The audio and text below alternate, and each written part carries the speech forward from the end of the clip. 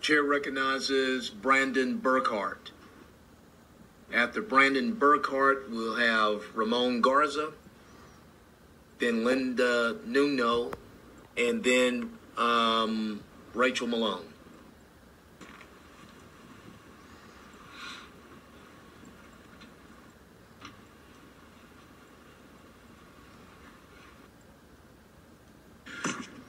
First of all, thank you, committee, for staying all day and listening to a lot of Texans. That's very much appreciated from the rest of us.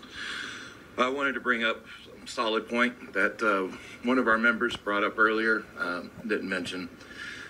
In this actual bill, can't carry a long gun out on public property. Do y'all all love the Alamo? That Alamo would be burnt to the ground had it not been for our organization standing out there defending it against 4,000 rioters and looters who threatened to burn it to the ground. We gave intel over to San Antonio Police Department and the city of San Antonio, showing them that they were going to try this. The city didn't take us seriously. They thought it was just a big joke. In fact, the mayor invited more people out to the big rally they were having, which was 7 blocks away. Chief of Police McManus told me personally, they're not going to come over here to the Alamo. They're not coming, this and that. But I'll tell you what, it wasn't but a couple hours later, they overran the cops and they started showing up in Alamo Plaza. If it hadn't been for the 150 men that had our long guns out there, the Titff and the Alamo would have been burnt to the ground and vandalized. Not only that, but the Alamo Rangers and about a handful of cops, we protected them too. And I've got the aerial photograph to show you guys of them standing behind us while we were out there protecting them. So taking away our long gun rights to be able to carry out in public is actually doing us all a disservice. Because if we'd have been standing out there without those guns, those 4,000, rioters and looters would have overran the 150 men that were standing out there to defend that Alamo. Thank you. Thank you. Yeah, okay. Thank you. Thank you, sir. Garza, then Linda Nuno, then Rachel Malone, and then we'll have Jonathan Finley.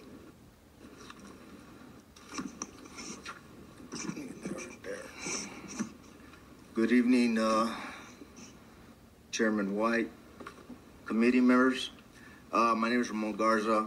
I'm the outreach director of this Texas Freedom Force, and I actually, I'm speaking on behalf of many of our members that can't make it here. And we are definitely against HB127. There's been many folks speaking against it. Spoke basically a lot of stuff that I was going to say. If I had my notes here, it'd be scratched. Every good things were said tonight. But I just want to also add on, I'm a Marine veteran, and I'm also a Desert Storm veteran, so that means, I'm a little older than I look. But I would never take an AR-15 to combat. That is not a combat weapon. I just want to make that perfectly clear for anybody that does not know that. That's not a combat weapon, and it's not something that I would take, and a lot of my friends would never take one too.